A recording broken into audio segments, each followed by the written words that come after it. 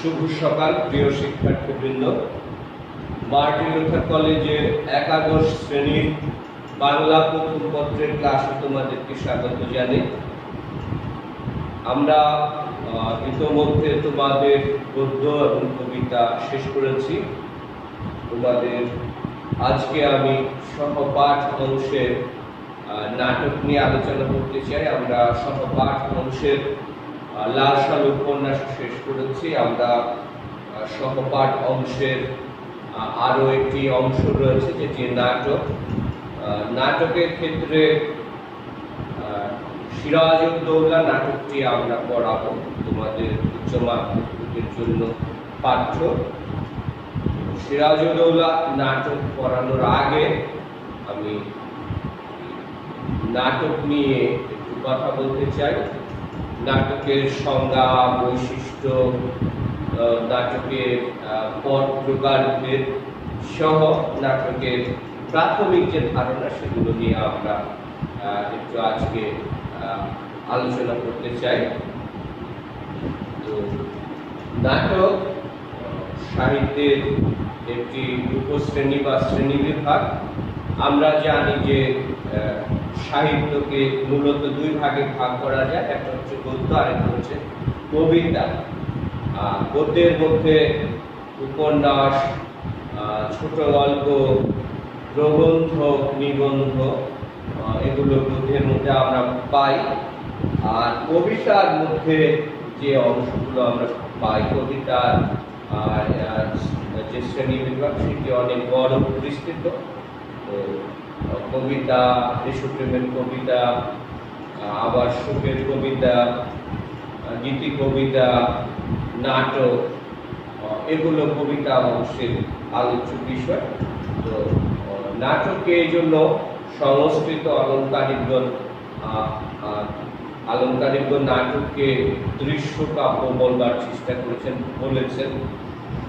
তবে নাটকের মধ্যে নাটক আসলে দৃশ্য কাব্য এবং শ্রব্য কাব্যের সমন্বয়ে গঠিত।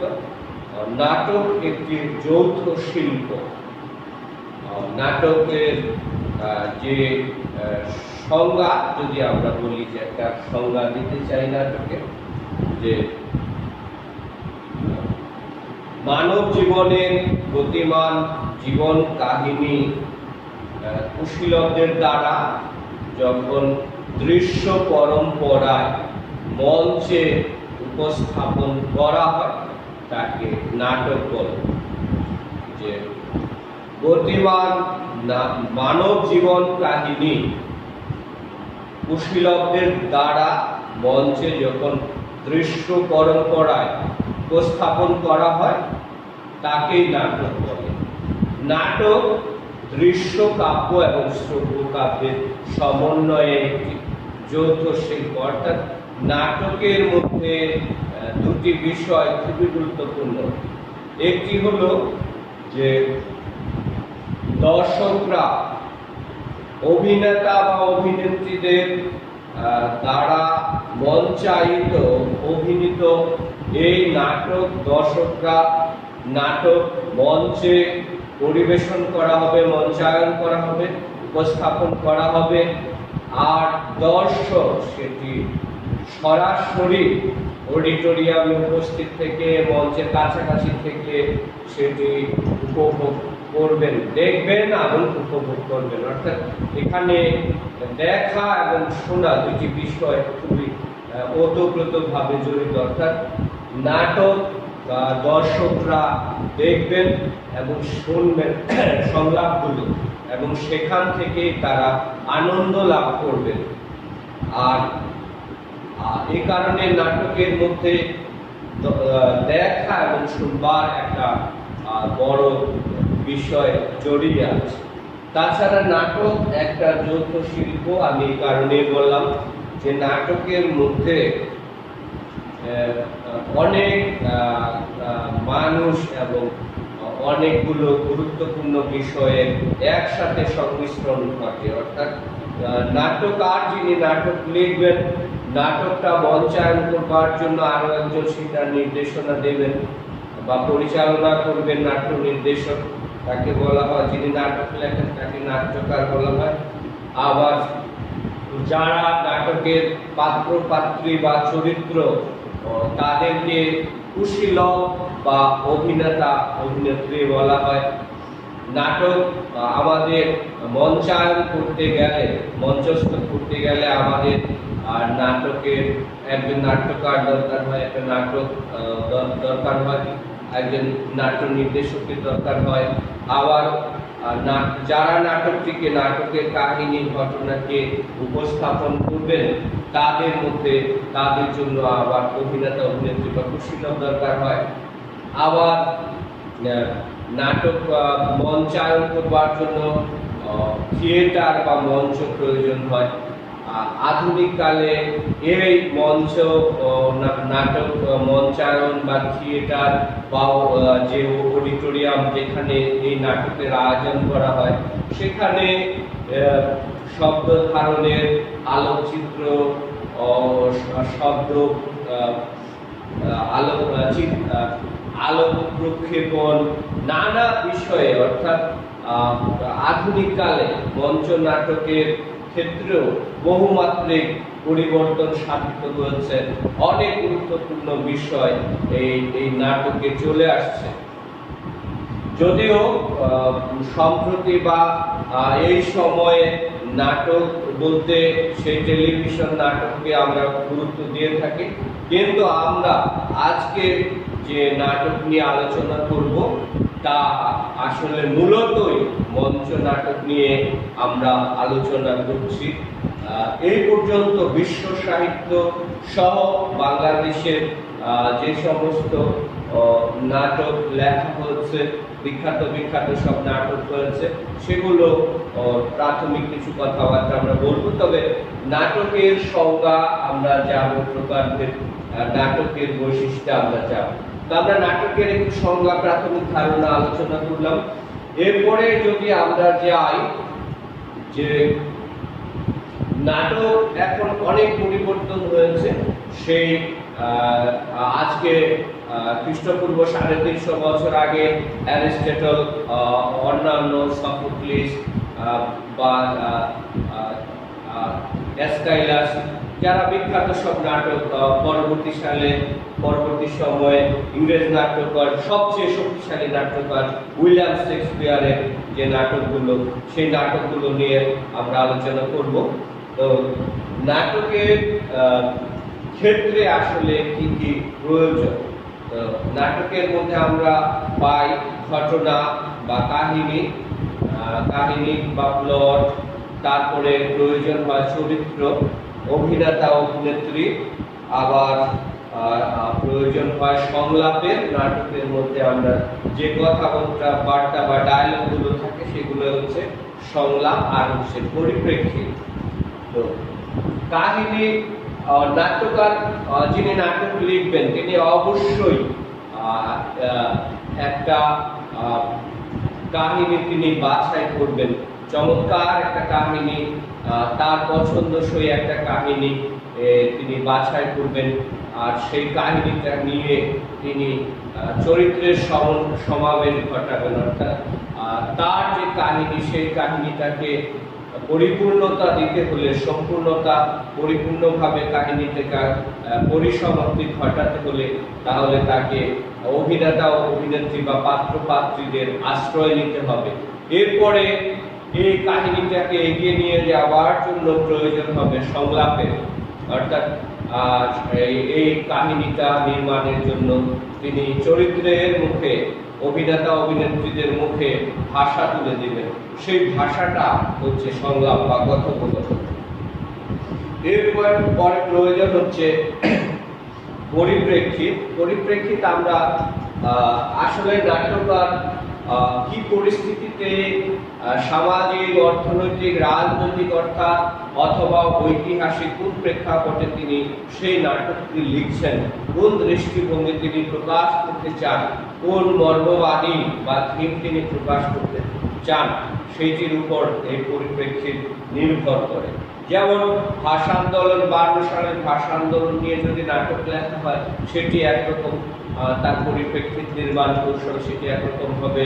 1971 সালে মুক্তিযুদ্ধ নিয়ে যদি আমরা নাটক লিখি সেটির পরিপ্রেক্ষিত আবার আরেক রকম ভিন্নতর হবে। অর্থাৎ নাটকের ক্ষেত্রে আমরা কতগুলো নাটকের গুরুত্বপূর্ণ যে বিষয় আমরা দেখি সেটি হচ্ছে, এক হচ্ছে কাহিনী বা প্লট, কাহিনী বা প্লট,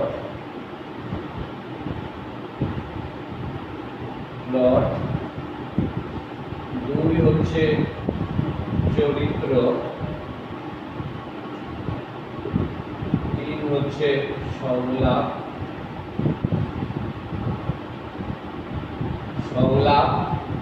আর চার হচ্ছে পরিপ্রেক্ষিত।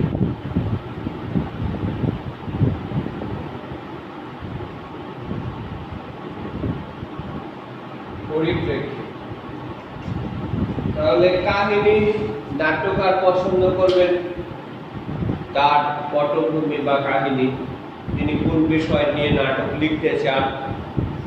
তারপরে হচ্ছে চরিত্র, তার কাহিনীটাকে বাস্তবে রূপদান করবার জন্য, এই তার শেষ পর্যন্ত নাটককে নিয়ে যাবার জন্য তার এই কাহিনী তাকে সাহায্য করে, তার চরিত্রগুলো তিনি নির্মাণ করেন কাহিনীটাকে পরিপূর্ণ করবার জন্য। তারপরে তিনি চরিত্রগুলোর মুখে আশা তুলে দেবেন, সেটি হচ্ছে সংলাপ। এরপর পরিপ্রেক্ষিত, তিনি আসলে কি ধরনের প্রেক্ষাপটে, কি ধরনের অবস্থায় তিনি দেশের সামাজিক, অর্থনৈতিক, রাজনৈতিক কি ধরনের পরিপ্রেক্ষিতে তিনি সেটি নির্মাণ করছেন, লিখছেন। এটি নাটকের এই কয়টা হচ্ছে মৌলিক উপাদান,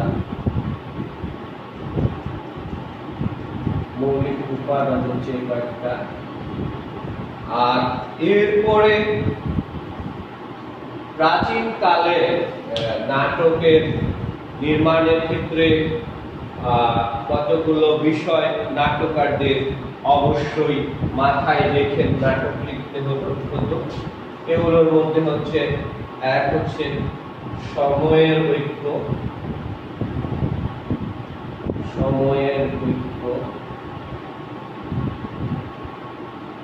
দুই হচ্ছে স্থানের ঐক্য, ঘটনার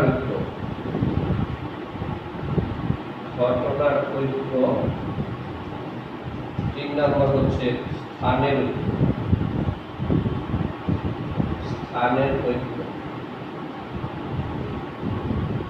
এগুলো আগে প্রাচীন গ্রিসে বা যে সমস্ত নাটক লেখা হয়েছিল সেই নাটকের ক্ষেত্রে অবশ্যই নাট্যকারদের সেগুলো মেনে চলতে হতো। অর্থাৎ সময়ের ঐক্য, তিনি কোন সময় লিখছেন সেই অনুপাতে তিনি সেভাবে কাহিনী নির্মাণ করবেন। আবার একটা হচ্ছে ঘটনার ঐক্য, ঘটনাকে তিনি কিভাবে বিন্যস্ত করবেন, সাজাবেন একটার পর একটা দৃশ্য পরম্পরায়। সেটি যেন যদি ঐতিহাসিক ঘটনা হয়, কখনো যেন সেই ঐতিহাসিক ঘটনার ইতিহাসকে যেন বিভ্রান্ত না করে, বিকৃতভাবে উপস্থাপন না করে, পরের ঘটনা যেন আগে চলে না আসে।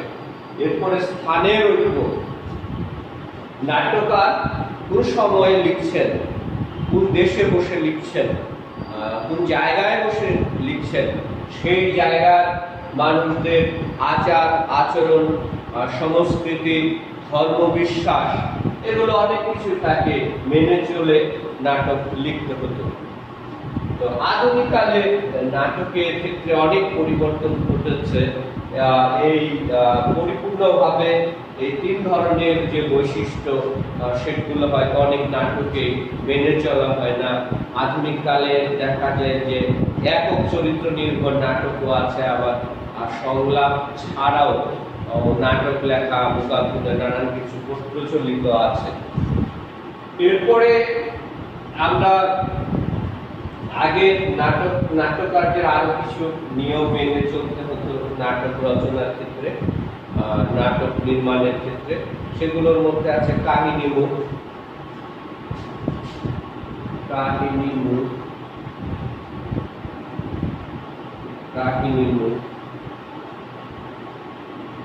দুই হচ্ছে কাহিনীর ক্রমবিস্তার, ক্রমবিকাশ। তিন হচ্ছে নাটকীয় দ্বন্দ্ব, নাটকীয় দ্বন্দ্ব।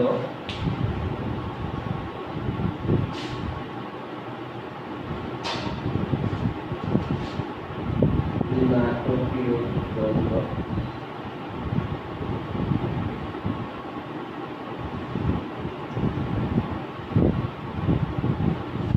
নাটকীয় দ্বন্দ্ব। চার হচ্ছে গ্রন্থিমোচন, গ্রন্থিমোচন, গ্রন্থিমোচন। পাঁচ হচ্ছে জবনিকাপাত, জবনিকাপাত।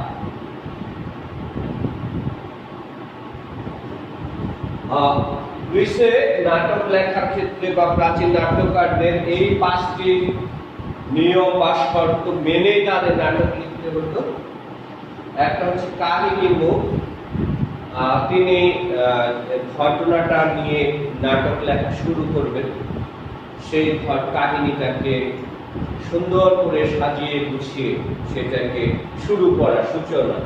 এরপরে কাহিনীর ক্রমবিকাশ, তিনি আস্তে আস্তে ধীরে ধীরে ক্রমান্বয়ে তার কাহিনীটাকে সামনে এগিয়ে নিয়ে যাবেন চরিত্র পাত্রপাত্রীদের মধ্য দিয়ে সংলাপের মাধ্যমে।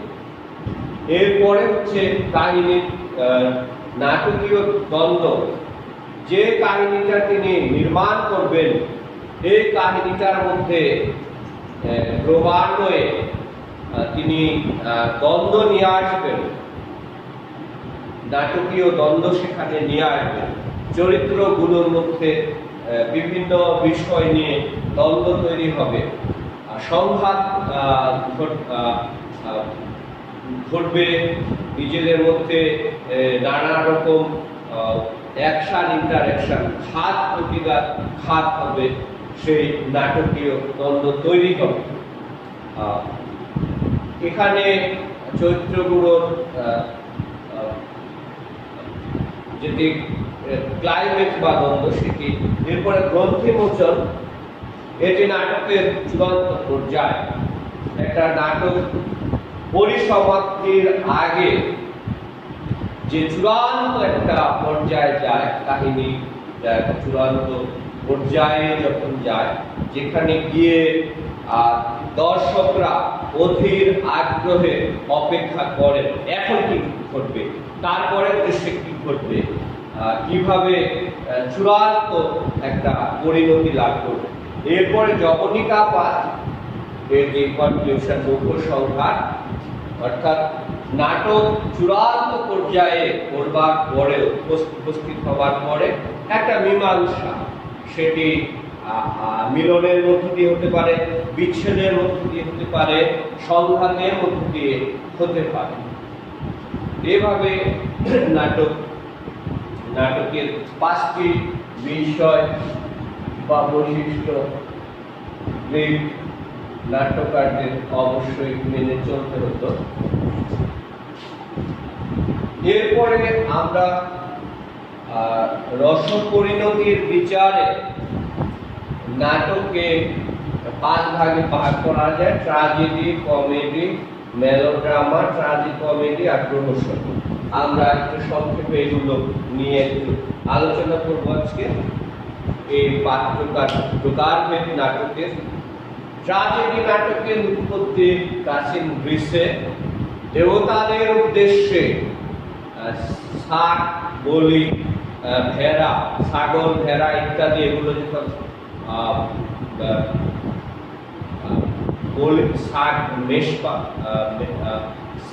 ছাগল, ভেড়া ইত্যাদি যখন গবাদি পশু দেবতা দেবদেবীর উদ্দেশ্যে বলিদান করা হতো, সেই বলি দেবার আগে সেখানে করুণ সুর বাজানো হতো এবং সেখানে নানামাত্রিক অভিনয় চলত।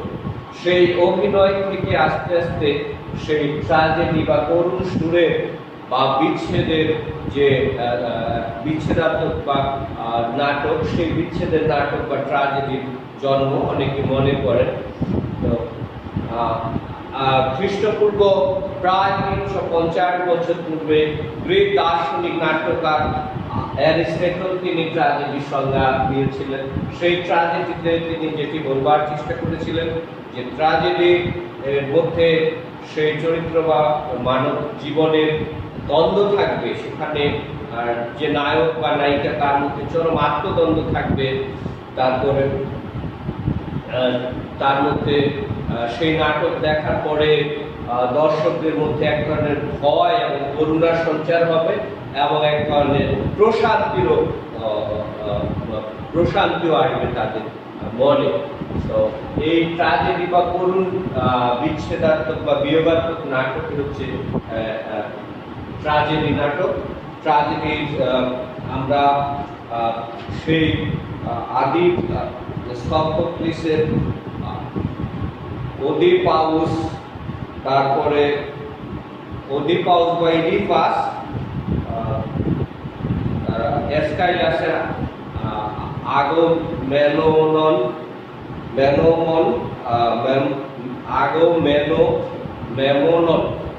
আর আরো কিছু ট্র্যাজেডি আমরা পরবর্তী সময় পেয়েছি। শেক্সপিয়ারের হ্যামলেট, এই নাটকগুলো ট্র্যাজেডি নাটক আমরা পেয়েছি। আমরা একটু দেখতে চাই যে শেক্সপিয়ার ইংরেজ নাট্যকার, কবি, তিনি বিখ্যাত সব নাটক লিখেছেন। তো সেই তার নাটকের মধ্যে হ্যামলেট এবং ম্যাকবেথ তার বিখ্যাত ট্র্যাজেডি নাটক। এরপরে আমরা যে কমেডি বা মিলনাত্মক নাটক বা আনন্দ, যে হাস্য পরিহাস এবং আনন্দময় ঘটনা বা বিষয়কে কেন্দ্র করে কমেডি লেখা হয়।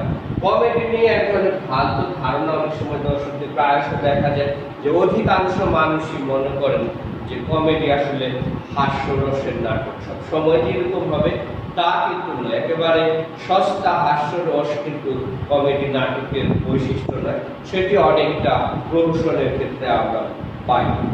তো কমেডি আদর্শ কতগুলো কমেডি আমরা দেখি।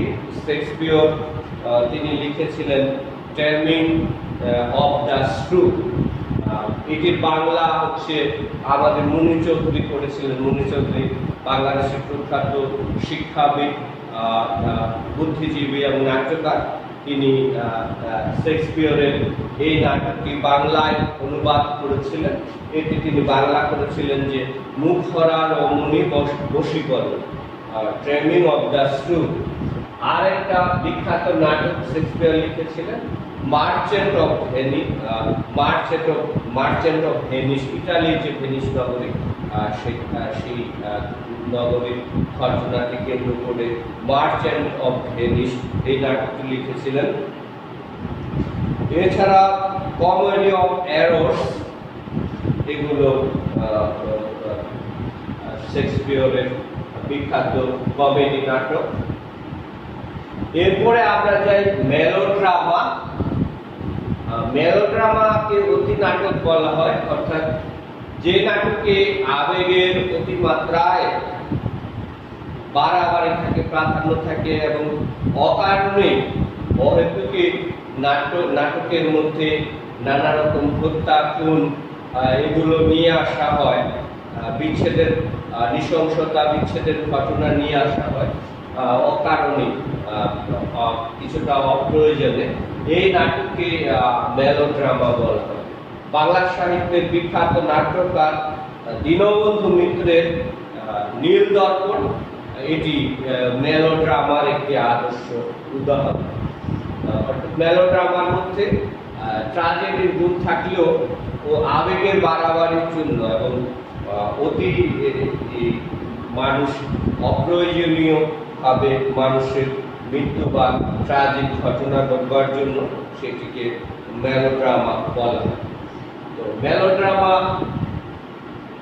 এরপরে আমরা ট্র্যাজিকমেডি আরেকটা নাটকের বৈশিষ্ট্য, এটা আমরা নাম থেকে বুঝতে পারছি যে নাটকের মধ্যে ট্র্যাজেডি এবং কমেডির দুই রকম বৈশিষ্ট্যই থাকে, সেই নাটককে আমরা ট্র্যাজিকমেডি নাটক হিসেবে আখ্যায়িত করতে পারি।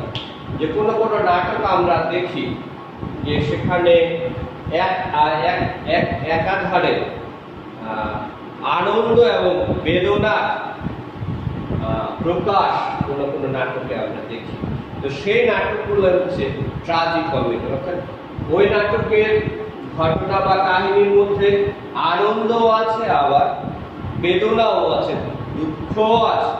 তো সেই আনন্দ এবং দুঃখ এই দুয়ের মিশ্রণে যে নাটকগুলো চূড়ান্ত পরিণতি লাভ করে সেই নাটককে ট্র্যাজিকমেডি, মেলোড্রামা বলা হয়। এরপরে আমরা যাই ট্র্যাজিকমেডি, আর এরপরে আমরা প্রহসন। এটি এই ধরনের নাটকগুলো হাস্যরসের ব্যঙ্গ বিদ্রুপাত্মক নাটক।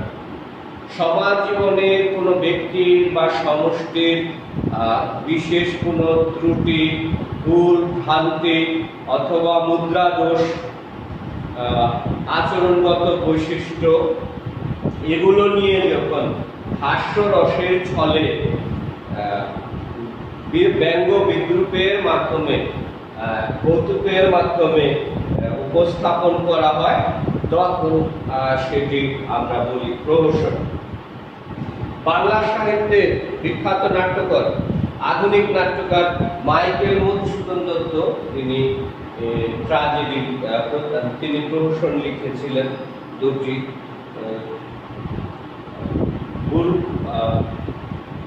বুড়ো শালিকের হাড়েরও,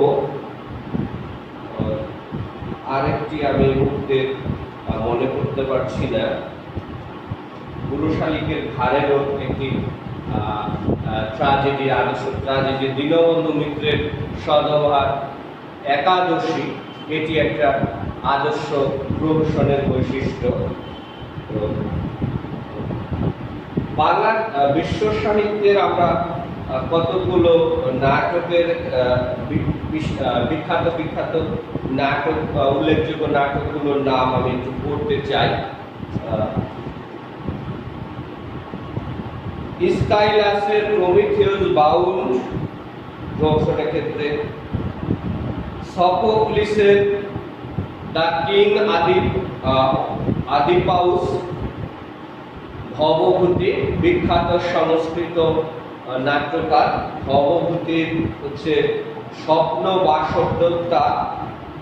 কালিদাসের অভিজ্ঞান শকুন্তলম, শেক্সপিয়রের হ্যামলেট, গেটের ফাউস্ট, জার্মান নাট্যকার গেটে, তার ফাউস্ট একটা বিখ্যাত নাটক। ইবসেনের দি ডলস হাউস, স্ট্রিনবার্গের the dream play, George Bernard Shaw, ইংরেজ নাট্যকার, উপন্যাসিক, তার বিখ্যাত নাটক ম্যান অ্যান্ড সুপারম্যান। রাশিয়ান নাট্যকার অ্যান্টন চেখভ, তার the cherry orchard. Rabindranath Tagore Bangla সাহিত্যের বিখ্যাত নাট্যকার এবং তিনি নাটক নিয়ে আধুনিক নাটক লিখেছেন, নানামাত্রিক পরীক্ষা নিরীক্ষায় উত্তীর্ণ হয়েছেন। সেই রবীন্দ্রনাথ ঠাকুরের বিখ্যাত একটি রূপক নাটক আছে, সেটি হচ্ছে কৃষ্ণ রক্তগরবী। ম্যাক্সিম গোর্কি, রাশিয়ার বিখ্যাত ঔপন্যাসিক লেখক নাট্যকার, তার দি লোয়ার ডেপথ আর ব্রেখটের মাদার কারেজ, এগুলো বিখ্যাত সব নাটক। তো আমরা আজকে নাটকের সংজ্ঞা বৈশিষ্ট্য, উপাদান, নাটকের মৌলিক কতগুলো বিষয়, নাটকের রস পরিণতির বিচারে নাটকের শ্রেণীবিভাগ আমরা আলোচনা করলাম। তোমরা বাসায় এই বিষয়গুলো আবার পড়বে বই থেকে, এবং আগামী দিনে আমরা যে নাটকটি নিয়ে আলোচনা করব সিরাজউদ্দৌলা, সেই নাটক সম্পর্কে আমরা আবার আলোচনা করব। সিরাজউদ্দৌলা আমাদের পাঠ্য, সেটি নিয়ে আমরা আলোচনা করব। তোমাদের সবাইকে অনেক অনেক শুভেচ্ছা জানিয়ে আজকের ক্লাস এখানেই শেষ।